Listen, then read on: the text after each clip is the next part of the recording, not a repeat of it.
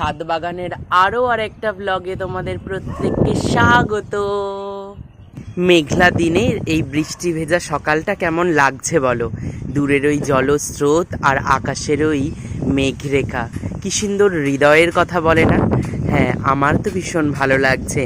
এমন দিনে ছাদে চলে এসেছি।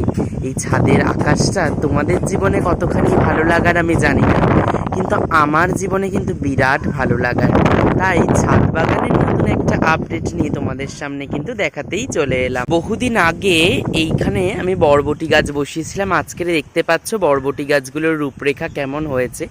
আশা করি তোমাদের তো পছন্দ হবেই। ফুলে ফুলে প্রত্যেকটা ডাল ভরে গেছে প্রত্যেকটা শাখা প্রশাখা। এই হলুদ ফুলগুলো সত্যি নতুন করে বাঁচার আমেজ জাগায়। আমরা ভাবি কিভাবে নতুন দিনের সূচনা করব। এরা বোধহয় তার অনুপ্রেরণা। আমরা প্রত্যেকেই তো গাছ ভালোবাসি। গাছকে যত্ন কজন করতে পারি বলো তো? হ্যাঁ, সেই যত্নের রূপালেখ্যই লিখে যাচ্ছে এই ছোট্ট ছোট্ট গাছের এই ছোট্ট ছোট্ট ফুলগুলো। আর এদেরকে অবলম্বন করে বাঁচতে শুরু করেছে এই ছোট্ট ছোট্ট পিঁপড়েরা। হ্যাঁ, এদের মাঝখানেই খুঁজে পাওয়া যায় প্রাণের স্পন্দন। দেখো তো ভালো লাগছে কিনা? আমার তো ভীষণ পছন্দ। তোমাদের কেমন লাগছে?